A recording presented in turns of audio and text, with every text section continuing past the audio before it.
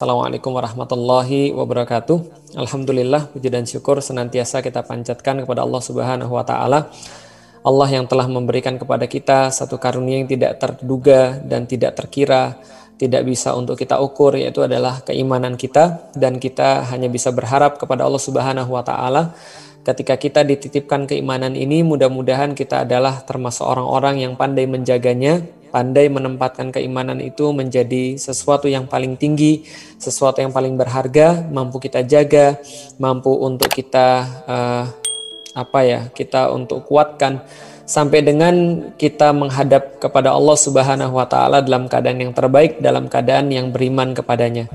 Dan juga salat dan salam semoga tercurah dan terlimpahkan kepada baginda Nabi besar Muhammad sallallahu alaihi wasallam, manusia mulia yang senantiasa kita muliakan dengan lisan kita ikuti dengan perbuatan-perbuatan kita, setiap aktivitas-aktivitas beliau, dan kita berharap meskipun yang kita lakukan tidak akan pernah mungkin sempurna, tapi kita berharap kepada Allah mudah-mudahan kemaksimalan kita dalam mengikuti setiap perbuatan dan perkataan Nabi Shallallahu Alaihi Wasallam itu kelak nanti akan mengantarkan kita sebagai diakui menjadi bagian daripada umat Rasulullah Shallallahu Alaihi Wasallam ketika di yaumil qiyamah.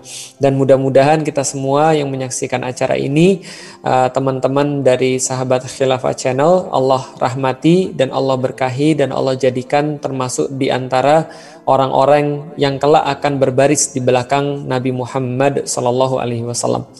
Jadi teman-teman sekalian, kalau kita bicara tentang kota Roma, ini judulnya memang sangat luar biasa ya. Kalau orang baca kota Roma pasti akan takluk gitu ya. Kayaknya kok sedikit agak dalam tanda kutip ngeri atau dalam tanda kutip sombong dan segala macam.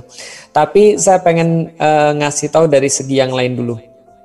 Saya tuh kan suka nonton film ya. Karena suka nonton film itu biasanya ada yang paling orang benci ketika nonton film ya. Apa yang paling orang benci ketika nonton film? Dikasih tahu spoiler. Nah, itu benci banget tuh. Makanya sampai di beberapa situs-situs pencinta film gitu ya. Itu dikatakan spoiler is a crime gitu kan ya. Jadi menyebarkan spoiler itu adalah bagian daripada kriminal kata mereka. Dan saking parahnya orang-orang yang suka film ini dengan problem spoiler ini, maka kadang-kadang mereka kalau lagi mau nulis ya tentang sesuatu ya di forum gitu ya, mereka akan kasih tahu begini, disclaimer gitu kan ya, disclaimer spoiler alert gitu ya. Jadi ini mengandung spoiler. Jadi kalau Anda nggak mau untuk tahu spoilernya, lebih baik Anda nggak usah baca. Nah, jadi ini adalah tentang spoiler di dalam film. Contoh lagi, saya mau cerita lagi. Tapi walaupun sebagai pencinta film yang nggak suka spoiler, tapi memang kadang-kadang orang-orang film itu sendiri nyari spoiler. Gitu ya.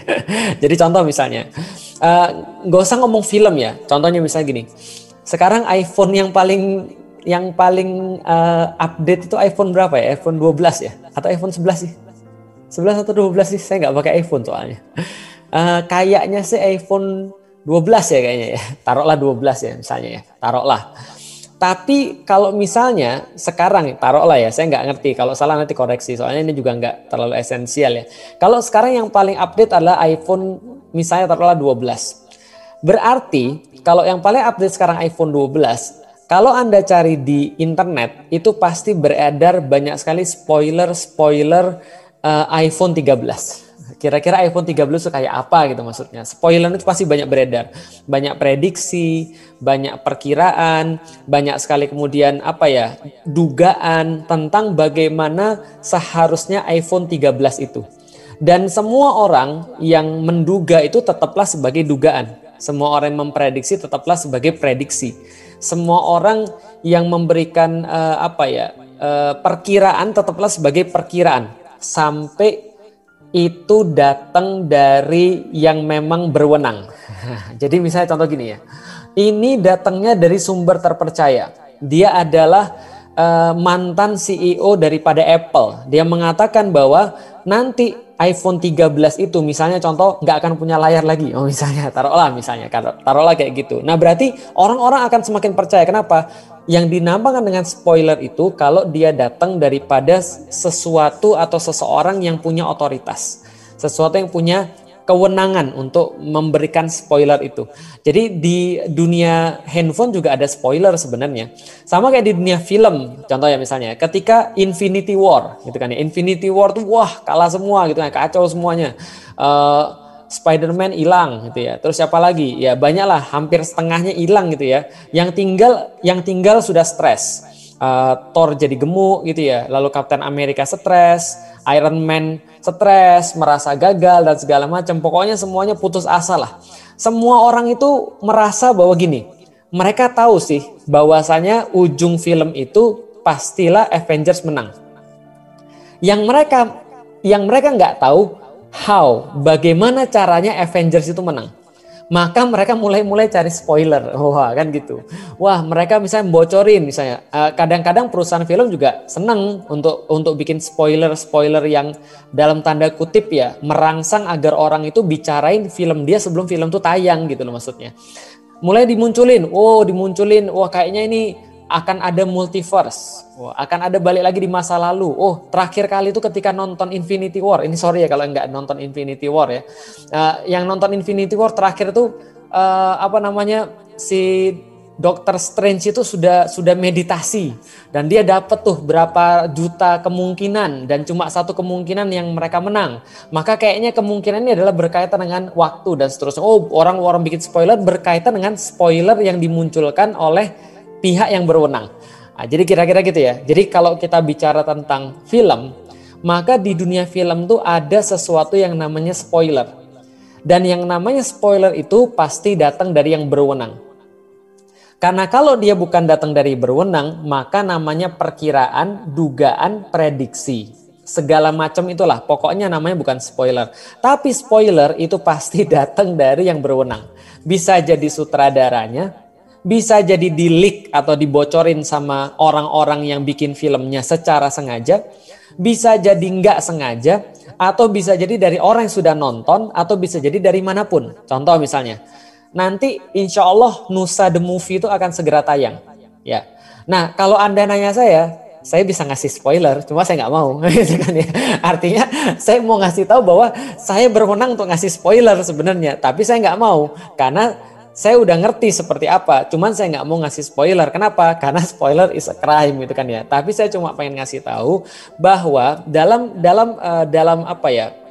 logika pembuka yang pengen saya kasih tahu, dalam satu cerita film itu ada namanya spoiler. Dan yang berhak ngasih spoiler adalah sutradaranya atau orang yang berwenang atau yang punya otoritas. Yang gampangnya adalah yang bikin film itu gitu ya. Nah, kalau kita kaitkan film itu dengan manusia, maka kehidupan manusia, episode dunia itu juga ada yang bikinnya. Itu juga ada yang punya. Itu juga ada yang punya otoritas. Dan kadang-kadang yang punya otoritas ini pengen ngasih tahu kepada kita spoiler yang kita pengen.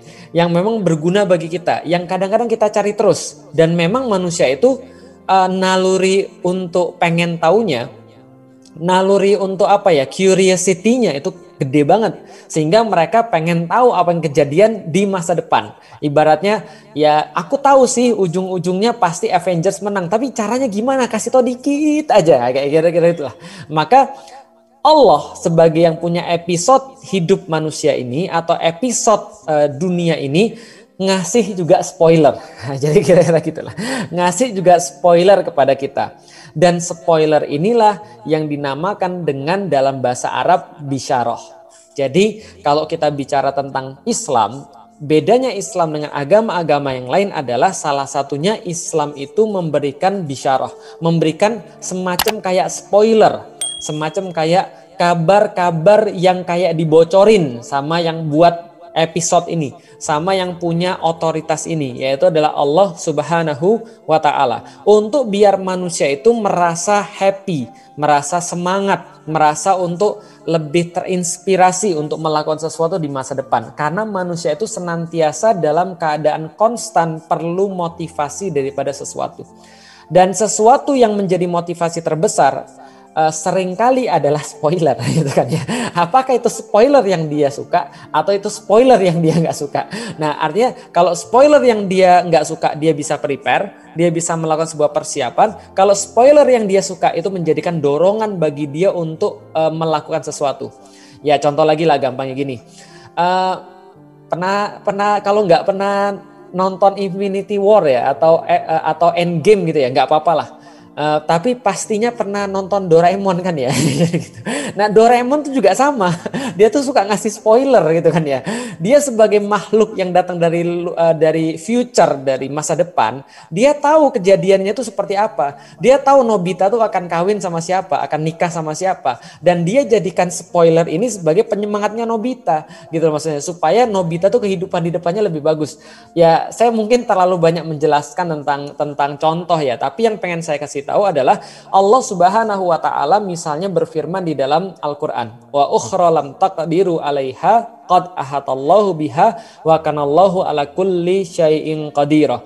Bahwasanya Allah katakan tempat-tempat yang belum kalian ditakdirkan untuk kalian bebaskan, sementara itu sebenarnya kata Allah sudah Allah liputi semuanya. Allah sudah selesaikan episodenya. Jadi seluruh episode itu sudah ada di Allah. Wa ahatallahu biha wa kanallahu ala kulli syai'in qadir. Dan adalah Allah atas segala sesuatu, Allah itu sudah menakdirkan atau sudah menentukan. Jadi wa ukhra lam taqdiru 'alaiha, daerah-daerah mana saja yang belum dapat kalian kuasai, qad ahatallahu biha, dan Allah sudah memberikan kesemuanya episode itu bagi Anda walaupun belum bisa dikuasai. Wallahu ala kulli syai'in qadir, dan adalah Allah maha berkuasa atas segala sesuatu. Artinya gini, Allah pengen kasih tahu kalian itu pada masa itu baru menguasai beberapa tempat, dan ada tempat-tempat yang lain yang kalian belum mampu untuk kuasai atau kalian belum mampu untuk bebaskan. Dan adalah Allah, dia tuh sudah membuat episode itu tuntas. Jadi nggak ada lagi episode-episode yang Allah nggak tahu, karena Allah maha tahu dan Allah maha berkuasa. Semua episode itu sudah selesai bagi Allah, dan Allah bilang semua itu sudah dicatat dan sudah digariskan, sudah ditakdirkan untuk semua kalian akan bebaskan. Makanya suatu waktu Rasulullah Shallallahu Alaihi Wasallam itu pernah berkata pada umatnya, pada para sahabatnya, sesungguhnya Allah itu melipatkan bumi kepadaku. Innallaha zawalil ardo. Sesungguhnya Allah itu melipatkan. Jadi melipatkan, bukan melipatkan, menggelarkan zawalil ardo. Wa ra'aitu masyariqaha wal magharibaha. Dan aku diperlihatkan kepadaku semua ujungnya, baik timur maupun baratnya. Lalu kemudian Rasul katakan, sesungguhnya umatku nanti akan menguasai apapun yang dibentangkan kepadaku itu. Maka itu adalah salah satu yang namanya spoiler. Salah satu yang namanya bocoran tadi yang diberikan oleh yang punya otoritas, yaitu adalah Allah kepada nabinya berkaitan dengan masa depan. Contoh bocoran-bocoran yang lain. Orang-orang mukmin akan berada di surga, lalu kemudian mereka akan bersenang-senang di sana. Mereka di sana akan menemui para bidadari, mereka di sana akan mendapatkan mimbar-mimbar daripada cahaya, dipan-dipan dari emas, lalu kemudian permadani yang tebal berwarna hijau, lalu kemudian pakaian-pakaian yang tebal juga, lalu ada gelas-gelas yang cantik di situ, ada minuman-minuman yang banyak, ada sungai-sungai, ada rumah daripada mutiara, ada rumah daripada kaca, dan seterusnya. Semua itu digambarkan oleh Allah seperti sebuah spoiler. Untuk apa? Membuat seorang yang beriman kepadanya yakin bahwa setiap yang dia lakukan eventually akan dapat payback, akan dapat sebuah hasil daripada itu semua. Sama Allah juga memberikan spoiler bagi orang-orang yang berbuat jahat, bahwasanya ada neraka disediakan pada mereka. Di situ ada nerakanya macam-macam. Ada satu neraka yang punya atap, tapi kemudian ada pintu keluarnya, tapi pintu keluarnya itu dihalangin dengan sebuah tiang itu daripada api neraka yang khusus gitu ya. Lalu kemudian dibakar mereka di situ, mereka ngelihat pintu keluarnya, mereka mau keluar, mereka manjat, tapi mereka nggak bisa karena mereka diikat di tiang itu. Mereka di situ ada yang disediakan nanah di satu tempat, disediakan zakum di tempat yang lain, mereka bertawaf di situ kemudian untuk minum zakum dan nanah yang mendidih dan seterusnya. Di situ mereka mendapatkan siksaan, ada yang dingin, ada yang panas dan seterusnya. Allah gambarkan itu juga pada orang-orang yang berbuat zolim. Karena Allah katakan kalau kalian gak menghitung amal-amal Anda di dunia, maka begitulah Allah akan memberikan setiap amal-amal Anda di dunia itu yang tidak Anda hitung, Allah hitung dengan berlipat-lipat nanti di akhirat. Ini semua adalah spoiler juga. Nah, semua ini kalau spoilernya yang bagus namanya adalah basyiro. Kalau spoilernya jelek namanya nadhiro. Makanya di dalam Al-Quran berkali-kali kita temukan misalnya tidaklah Nabi Muhammad itu diutus oleh Allah Subhanahu wa Ta'ala kecuali memberikan spoiler yang baik dan spoiler yang gak baik. Jadi spoiler bagi orang-orang yang baik namanya basyiro, spoiler bagi orang-orang yang buruk namanya naziro. Basyiro wan naziro. Itu dua tugas daripada Nabi SAW dan semua nabi-nabi yang pernah berlalu sebelumnya. Nah, kalau saya sudah jelasin tentang spoiler ini, berarti Anda tahu. Kalau spoiler itu datang daripada orang-orang yang gak punya otoritas, Anda bisa anggap itu adalah sesuatu yang sia-sia. Anda bisa untuk mengabaikan itu. Anda bisa nganggap, alah apa sih gitu kan ya. Anda bisa kayak gitu. Tapi kalau spoiler itu datang daripada yang punya otoritas, harus kita hati-hati minimal terhadap spoiler itu. Bukan hati-hati lagi, tapi kita benar-benar harus benar-benar mempertimbangkan tentang spoiler itu karena kita pasti akan ngelihat itu cepat atau lambat. Dan ini yang menjadi satu formula di dalam Islam yang menjadi bahkan menjadi kayak formula inti di dalam Islam. Jadi kalau kita bahas tentang akidah Islam ya semuanya tentang itu. Meyakini setiap apapun yang datang daripada Allah dan Rasul. Itu adalah akidah, itu adalah keimanan. Bahwasanya ketika Allah bilang datang daripada saya Al-Quran, kita yakin. Datang daripada saya Injil, kita beriman. Datang daripada saya Taurat, kita beriman. Datang daripada saya namanya Muhammad, kita beriman. Datang daripada saya namanya Isa, kita beriman. Apapun yang datang daripada Allah dan Rasul, termasuk berita-berita atau khobar-khobar itu yang menjadikan iman atau tidak iman. Atau bahkan itu yang nanti menentukan kita itu punya nilai atau tidak di hadapan Allah Subhanahu wa Ta'ala. Jadi nasib kita nanti itu ditentukan daripada kita itu meyakini atau tidak setiap spoiler dalam tanda kutip. Atau meyakini atau tidak setiap kabar yang datang daripada Allah dan Rasulnya. Contoh, berapa kali di dalam hadis kita menemukan kata-kata man kana yu'minu billahi wal yaumil akhir. Siapa yang beriman pada Allah dan yaumil akhir dan adanya hari kebangkitan. Allah bilang lagi, Rasul bilang lagi, mangkana yu'minu billahi wal yaumil akhir. Lagi, pokoknya siapa yang beriman pada Allah dan hari pembalasan hari akhir, maka harusnya mereka baik sama tetangga. Maka mereka harusnya berkata yang baik atau diam dan seterusnya. Kenapa? Karena keyakinan terhadap spoiler ini penting. Kalau keyakinan terhadap spoiler ini menjadi sesuatu yang dia tidak perhatikan, maka itulah yang disebut dengan orang kafir. Jadi yang disebut dengan orang kafir itu siapa? Mereka yang ketika sudah dikasih berita, mereka yang sudah dikasih kabar, basyiro wan naziro, kemudian mereka wala mustakbiron. Mereka merasa bahwa mereka itu lebih pintar, mereka merasa bahwa mereka itu lebih besar, lebih keren, lebih jago, lebih tahu, dan mereka kemudian mengabaikan semua itu. Maka itu yang disebut dengan kafir, orang yang ingkar. Maksudnya apa? Ketika sudah dikasih berita, mereka nggak mau, mereka menolak. Contoh lagi misalnya, nih. Anda lagi kejebak jalan tol. Anda lagi kejebak jalan tol. Anda lagi jalan naik mobil lewat jalan tol. Lewat jalan tol yang panjang, taruhlah Cipali ya. Cipali itu kan panjangnya minta ampun tuh. Nah, jadi kalau misalnya Anda naik di mobil di Cipali, Anda lagi ada di kilometer 75 taruhlah. Jadi Anda sudah masuk tol Cikampek itu di kilometer 75. Lalu kemudian di radio atau ya sekarang mungkin nggak keren lagi ya. Oke lah. Dari akunnya TMC Polda Metro Jaya, bukan TMC Polda Metro Jaya, akunnya inilah polisi lah taruhlah ya. Akunnya polisi mengatakan ada kecelakaan parah di kilometer 105, taruhlah. Misalnya ada kecelakaan parah di kilometer 105. Siapa yang belum nyampe kilometer 105 segera keluar daripada kejebak di jalan tol, nanti Anda nggak bisa keluar sama sekali. Lalu kemudian Anda di kilometer 75. Anda berkata, iya sih, ini beritanya dari sumber yang benar. Spoilernya dari sumber yang benar, gampangnya gitu. Tapi sekarang biasa aja tuh. Nggak ada macet. Kayaknya nih bohong, gue nggak ngeliat tuh ada macet. Kayaknya ngibul nih, ini salah tanggal kali nih. Diulangi lagi, baca lagi. Oh benar, tanggalnya hari ini, kejadiannya barusan. Dan kalau saya lanjut, katanya akun ini yang terpercaya ini, akun polisi yang terpercaya ini, kalau saya lanjut, nanti saya pasti akan kena macet. Maka saya harus keluar. Maka dia bilang kemudian, ya udahlah kalau gitu aku keluar. Nah berarti dia termasuk orang yang meyakini spoiler dari otoritas yang benar. Tapi kalau dia bilang, kayaknya enggak, gue lihat kok biasa-biasa aja, nggak ada apa-apa nih, baik-baik aja, nggak ada macet, ini parah nih, salah nih kayaknya nih.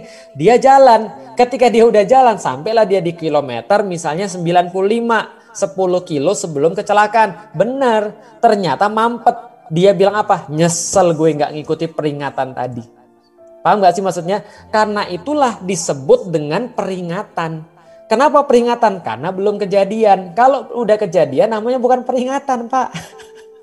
Kadang-kadang ada orang-orang yang bilang, mana tunjukin gua dulu dong. No picture hoax, no video hoax. Ngomong tentang apa? Surga. Oh, tunjukin dulu gue teasernya kira-kira. Ada nggak foto? Nah, minimal foto lah. Foto kalau nggak video. Kayak apa kira-kira surga itu? Kalau ada gue percaya. Kalau nggak ada hoax. Sama kayak ada nggak foto, screenshot lah gitu kan ya. Atau misalnya ya semenit lah, teaser semenit gitu di IG atau story-nya lah tentang kayak apa neraka itu. Kalau ada gue percaya. Kalau nggak ada gue nggak percaya. Lah kalau misalnya sudah dilihat namanya bukan peringatan, Pak. Justru karena belum dilihat itulah namanya peringatan. Makanya di dalam Al-Quran sendiri berkaitan dengan spoiler dan kabar ini Allah sampaikan bahwa Allah itu dalam tanda kutip ya mengkritik orang-orang yang pakai mata baru percaya. Mengkritik orang-orang yang kalau dia tuh mau percaya harus dengan ngelihat. Misal, alhaakumut takasur hatta zurtumul maqabir kalla saufa ta'lamun summa kalla saufa ta'lamun kalla law ta'lamuna ilmal yakin la tarawunnal jahim summa la tarawunnaha ainal yakin summa latus'alunna yauma idzin anin naim. Allah katakan bahwa orang itu ketika dikabarkan tentang neraka, jangan kalian bermegah-megahan. Mereka bilang, kenapa sih nggak boleh? Kapan mereka merasa menyesal? Ketika mereka sudah ainul yakin. Ainal yakin, mereka sudah ngelihat dengan mata mereka. Mereka baru bilang, oh iya ada ya neraka ya. Pas sudah mereka melihat itu, mereka baru nyesel. Di dalam surat An-Naba juga sama. Yauma yanzurul mar'u ma qaddamat yadahu wa yaqulul kafiru ya laitani kuntu turaba. Ketika mereka itu sudah melihat neraka itu di depan mereka, mereka bilang, kayaknya lebih baik gue jadi tanah aja deh. Kenapa? Karena mereka baru nyesel. Mereka baru yakin pas ngeliat. Mereka nggak mau yakin ketika dikabarkan. Spoilernya itu maksudnya. Nah itu yang membuat orang merasa menyesal. Ketika di dalam surat misalnya Al-Mulk dikatakan. Walau kunna nasma'u au na'kilu ma kunna fi ashabis sa'ir. Dulu kalaulah ketika kami dengar itu. Dan ketika kami dengar atau kami mikirin itu semuanya. Kami kayaknya nggak akan masuk neraka jahanam. Neraka sa'ir. Kenapa mereka masuk neraka sa'ir? Karena mereka cuma mengandalkan penglihatan saja. Nah, inilah kemudian yang saya katakan bahwa manusia itu ada 3. Satu, orang yang percaya dengan apa yang di depan matanya, ini adalah orang tipe yang paling rendah. Kenapa? Karena dia melihat seperti manusia biasa. Dia hanya meyakini apa yang dia lihat seperti manusia biasa. I see, lalu kemudian dia yakin. Saya lihat, saya yakin. I see, I believe. Ada lagi yang manusia tipe kedua. Manusia tipe kedua ini tidak seperti manusia biasa. Dia menjadi manusia yang kayak pengusaha. Jadi agak istimewa. Nah, ini manusia tipe kedua. Dia tidak hanya meyakini apa yang dia lihat, tapi dia bisa meyakini kalau itu masuk logikanya dia. Nah, ini tipe pengusaha. Lihat aja pengusaha-pengusaha. Namanya pengusaha itu dia akan invest pada sesuatu yang secara logika akan menguntungkan bagi dia. Dan gak semua orang itu bisa melihat keuntungan di masa depan. Makanya pengusaha itu dikit. Kenapa? Karena jarang yang mau berinvestasi. Kalau ada orang, contoh misalnya, dia ngelihat keadaan zaman sekarang. Setelah dia lihat keadaan zaman sekarang, dia akan mikir, kayaknya yang akan laku di masa depan kayaknya industri ini deh. Maka dia akan invest. Walaupun itu industri belum laku, tapi dia invest duluan. Dia akan belajar dulu, dia akan melihat dulu, dan dia akan kemudian naruh uang dia di situ. Orang-orang bilang, ngapain kamu naruh uangnya kok di pembelajaran cara untuk nyuting? Emang kamu mau jadi apa? Mau jadi fotografi pernikahan? Kok kamu belajar cara streaming sih? Kok kamu belajar cara marketing di online sih? Kamu jualannya kayak apa sih? Karena dia ngelihat masa depan yang nggak dilihat oleh orang-orang kebanyakan. Ketika dia bisa melihat yang tidak bisa dilihat oleh mata, yaitu dia bisa lihat dengan logika, maka inilah ciri-ciri penglihatan pengusaha. Orang yang lebih istimewa, dia bisa melihat menembus tembok, dia bisa melihat menembus waktu, mungkin dia bisa melihat masa depan dengan logikanya. Ini yang kedua. Yang ketiga adalah orang yang melihat dengan keimanannya. Nah, ini bukan hanya menembus waktu, bukan hanya menembus ruang, tapi dia bisa menembus generasi dan bahkan menembus dunia itu sendiri. Kenapa? Karena tidak ada yang bisa menghalangi dia kecuali keimanan dia. Ini penglihatan yang paling bagus. Jadi ada 3 penglihatan. 1, penglihatan orang biasa dengan mata. 2, penglihatan para pengusaha dengan logika. 3, penglihatannya ahli surga, yaitu dia melihat dengan keimanan dia. Maka dia bisa mendapati sesuatu dan meyakini meskipun itu tidak masuk akal, apalagi bisa dilihat oleh mata. Itulah penglihatan orang-orang beriman dan ini terjadi pada para sahabat. Contoh. Ngomong-ngomong waktu saya sampai jam berapa sih?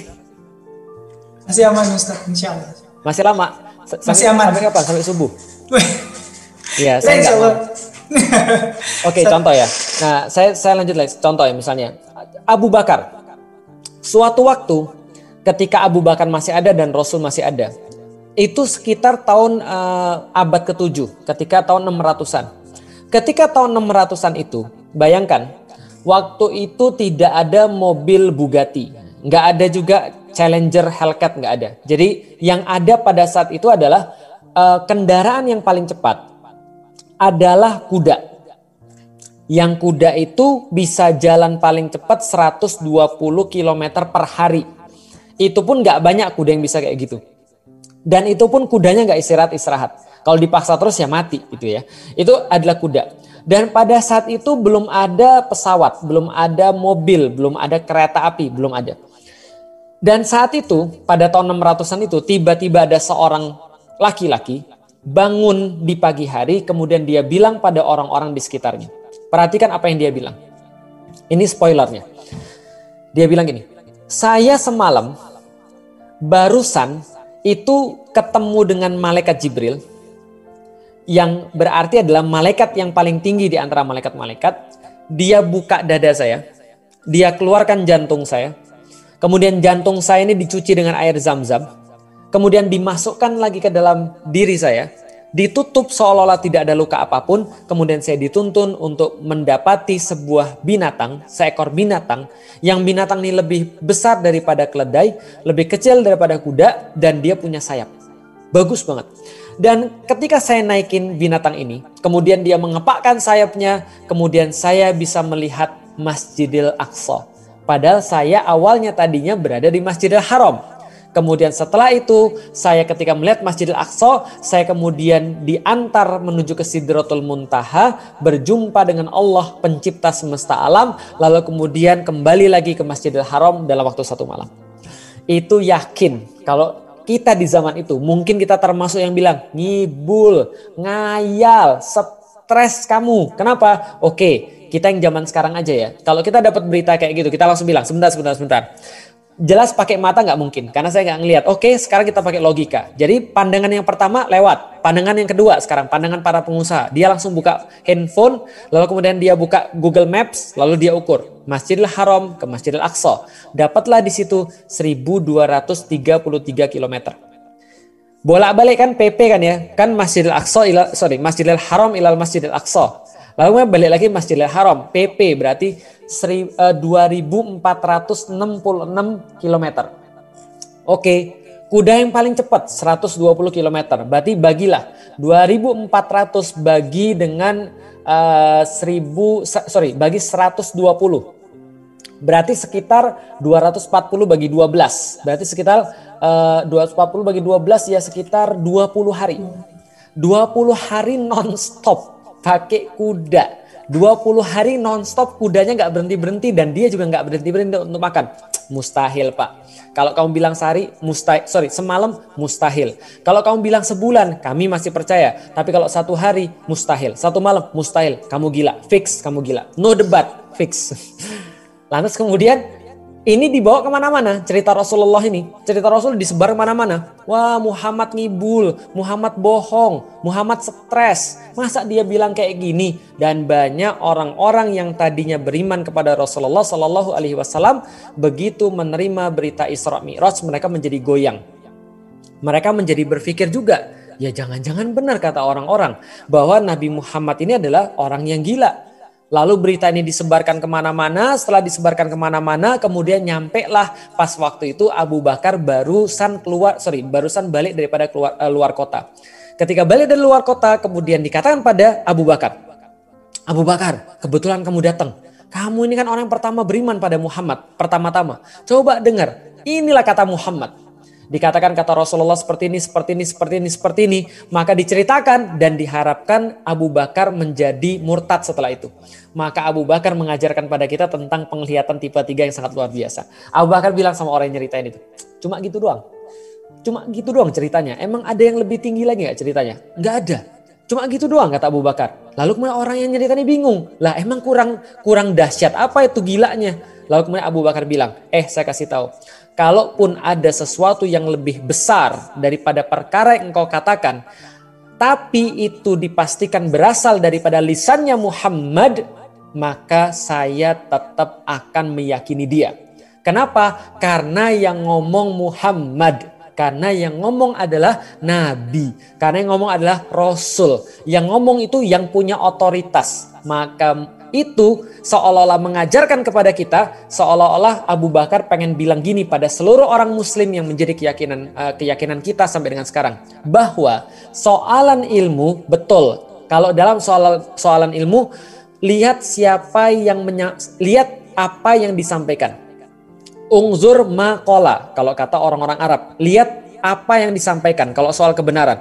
Wala tangzur man qala, jangan engkau melihat siapa yang mengatakan. Jangan lihat siapa yang mengatakan, lihat apa yang dikatakan oleh dia. Tapi kalau dalam urusan keimanan tidak. Kalau dalam urusan keimanan, ungzur man qala, lihat siapa yang ngomong. Wala tangzur makila, dan jangan lihat apa yang dibicarakan oleh dia, tapi lihat siapa yang berbicara. Kenapa? Asal otoritasnya betul. Kan kita udah cerita panjang lebar tadi. Kalau spoiler itu datang dari otoritas yang betul, maka itu namanya spoiler. Maka itu namanya sesuatu yang pasti akan terjadi. Karena datangnya daripada otoritas yang benar. Maka kalau itu datang daripada Rasul, maka pasti benar. Kalau dalam keimanan ya. Kalau dalam ilmu, jangan lihat siapa yang ngomong. Kalau dalam ilmu, lihat apa yang diomongkan. Kalau yang diomongkan benar, maka yang ngomong pun orang yang bukan muslim kita terima. Yang ngomong anak kecil kita terima. Yang ngomong itu adalah mu'alaf kita terima. Yang ngomong adalah bangkotan kita terima. Asal yang disampaikan benar. Tapi kalau dalam urusan keimanan kebalik. Jangan lihat apa yang dibicarakan, tapi siapa yang ngomong. Maka Abu Bakar mengajarkan pada kita, Anda boleh percaya dengan spoiler kalau itu otoritasnya benar. Maka kemudian dari situlah para sahabat itu sangat menyenangi dengan bisyarah. Karena kenapa? Bagi mereka bisyarah adalah sesuatu yang pasti terjadi. Sesuatu yang tidak ada keraguan pasti terjadi. Karena itulah ketika perang Khandaq. Ketika situasi dalam keadaan susah-susahnya, dalam keadaan letih-letihnya, dalam keadaan capek-capeknya, bahkan para bahkan para periwayat sirah ya, periwayat sejarah itu mengatakan bahwa termasuk perang yang paling susah adalah perang Khandaq. Kenapa? Karena pada hari itu bahkan kaum muslimin tidak bisa untuk pergi ke WC. Tidak bisa untuk melaksanakan buang hajat. Kenapa? Karena karena ketatnya peristiwa di masa itu. 6 hari lagi akan datang orang-orang kafir Quraisy dengan 10.000 pasukan mereka. Sementara kaum muslimin hanya punya 3.000 pasukan, itu pun dengan persiapan yang seadanya. Mereka harus gali parit 8 km, dalamnya 3 meter, lebarnya 5 meter, dan harus diselesaikan dalam waktu 6 hari kurang. Dan mereka makannya cuma kurma yang diemut satu sama lain atau tangan yang dicelupkan dalam air, lalu kemudian dikasih gandum untuk dijilati. Itu selama seharian jatah mereka. Maka mereka sangat tertekan, sangat merasa kemudian sangat sulit sekali. Dan ketika itulah kemudian dalam keadaan sulit itu, ketika mereka lagi gali parit, ada satu batu yang tidak bisa dipecahkan. Ketika satu batu itu tidak bisa dipecahkan, maka kemudian Rasulullah datang dengan lembingnya, kemudian mengatakan mana batunya, kemudian Rasulullah ludahi batunya, setelah diludahi dipukullah batunya. Maka bersama dengan pukulan pertama itu, maka para sahabat melihat percikan. Maka Rasul mengatakan Allahu Akbar. Lalu kemudian Rasul memukul lagi dengan pukulan yang kedua. Ada percikan yang kedua. Rasul katakan lagi Allahu Akbar. Dan para sahabat melihat percikan itu. Lalu kemudian dengan percikan yang ketiga, pukulan yang ketiga, Rasul mengucapkan Allahu Akbar. Terbelahlah, hancurlah kemudian batu itu. Dan para sahabat kemudian menanyakan pada Rasulullah, ya Rasulullah, apa kilatan-kilatan yang kami lihat itu? Maka kemudian Rasul katakan, dengan kilatan yang pertama, dengannya Allah menunjukkan kepadaku Yaman dan istana-istananya akan menjadi bagian daripada Islam. Dengan kilatan yang kedua, Allah menunjukkan kepadaku sebuah gambaran yaitu Persia dan istana-istana putihnya kalau akan menjadi bagian daripada Islam. Dengan kilatan yang ketiga, Allah menampakkan kepadaku bahwasanya Romawi dan juga istana-istana merahnya akan menjadi bagian daripada Islam.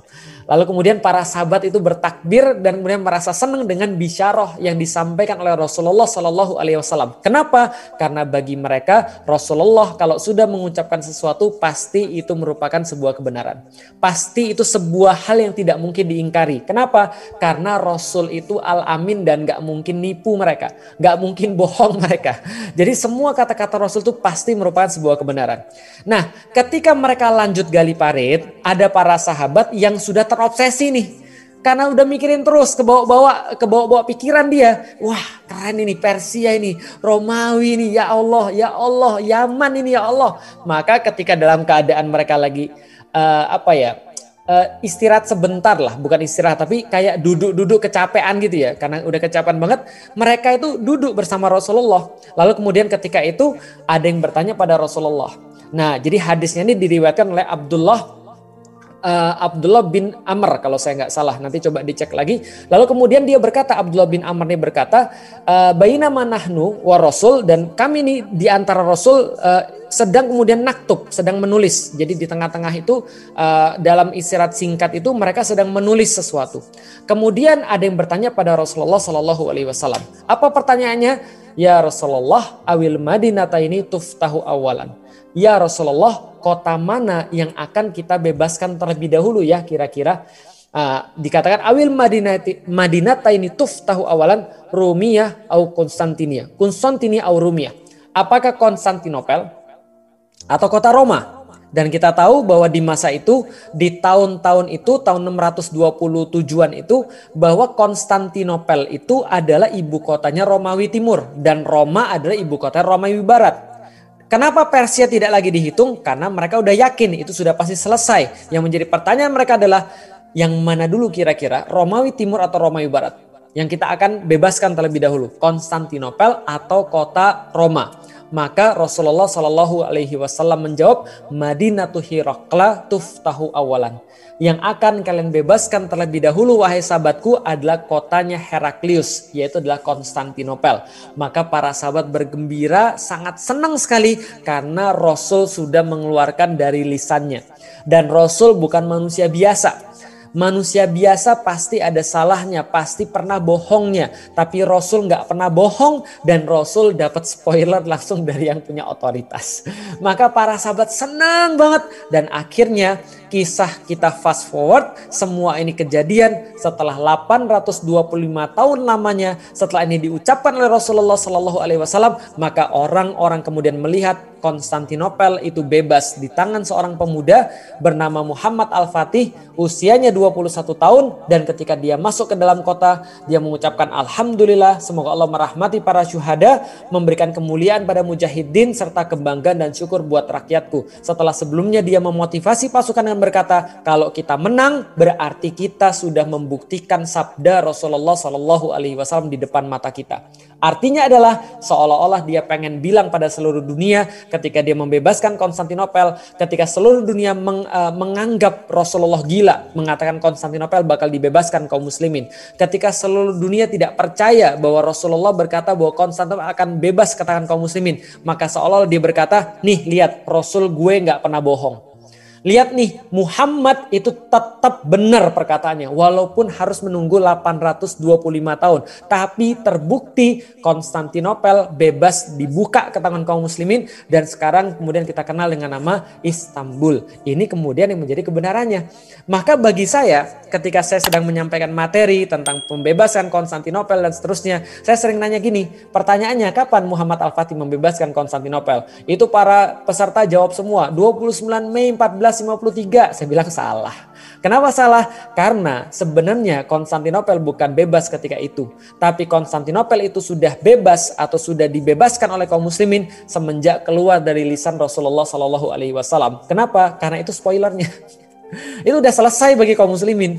Jadi ibarat gini, ibarat orang nonton Infinity War dan ketika mereka sudah selesai nonton Infinity War, mereka nonton Endgame, mereka sudah tahu pasti menang itu. Cuma yang mereka nggak tahu caranya. Sama ketika Rasul udah mengatakan pasti akan dibebaskan Konstantinopel, berarti pasti, yang belum tinggal caranya. Nah, caranya itu 820 tahun.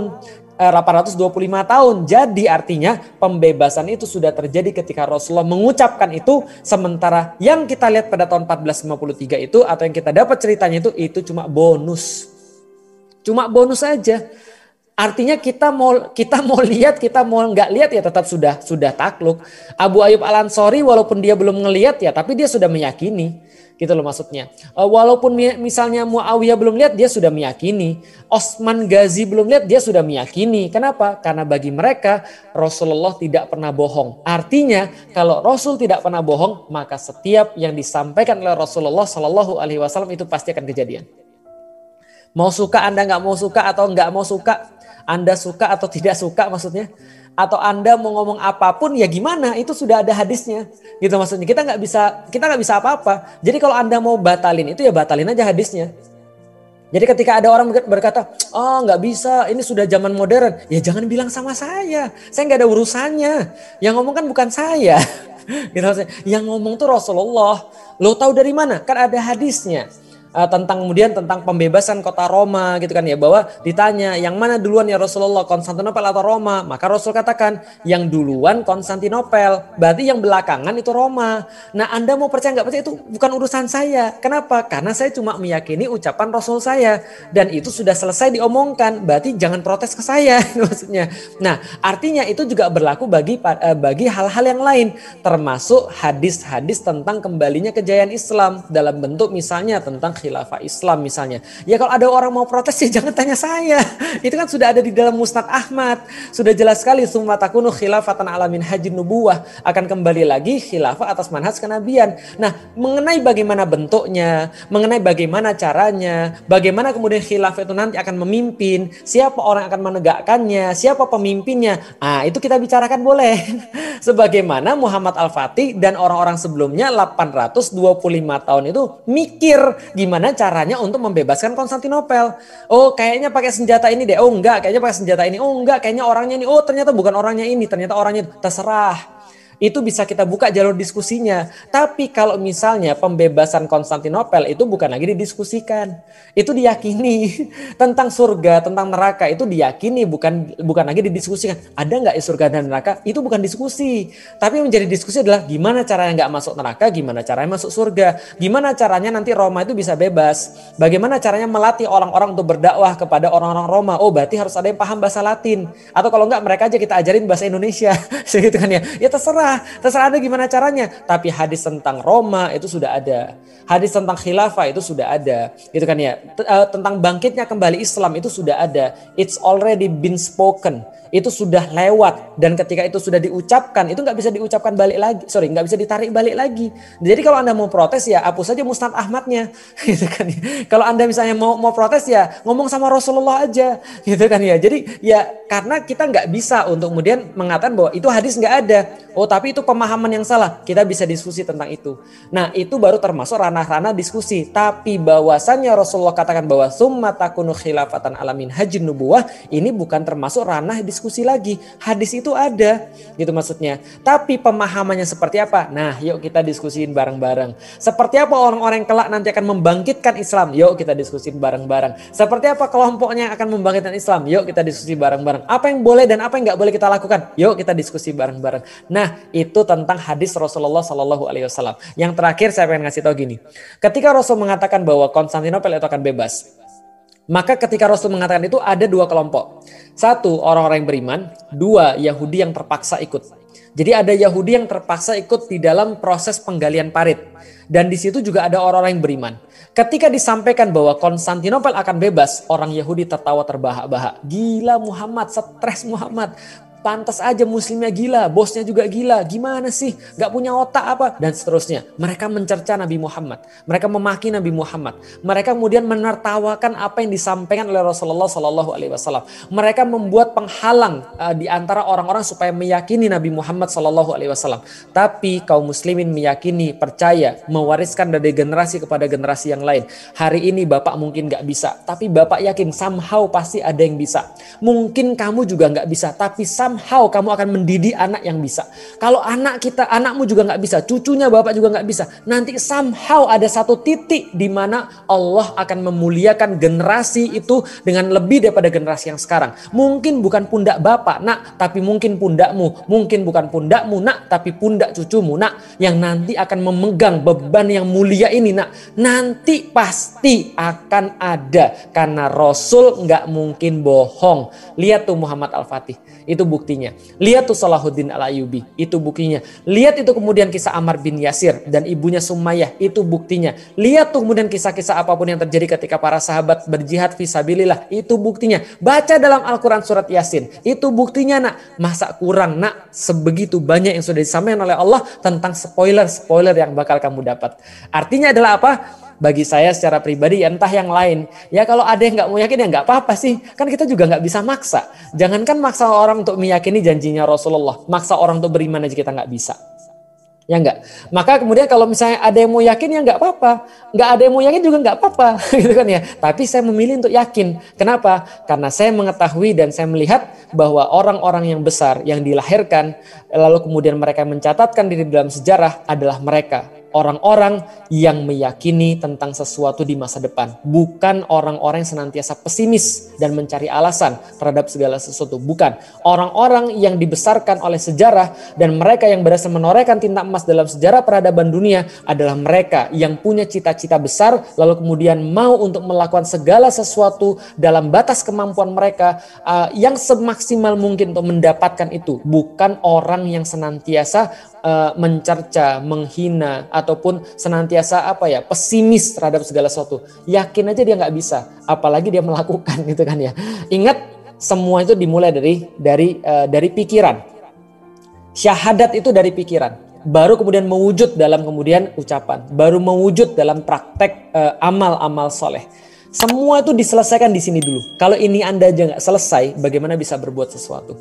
Orang yang yakin aja belum tentu bisa, apalagi orang yang nggak yakin sama sekali. Monggo, silahkan. Saya memilih yakin. Saya memilih untuk meyakini hadis Rasulullah Sallallahu Alaihi Wasallam bahwa Roma akan bebas di tangan kaum muslimin dan insya Allah khilafah pun akan kembali lagi atas izin Allah Subhanahu Wa Taala. Wallahualam bishawab. Assalamualaikum warahmatullahi wabarakatuh.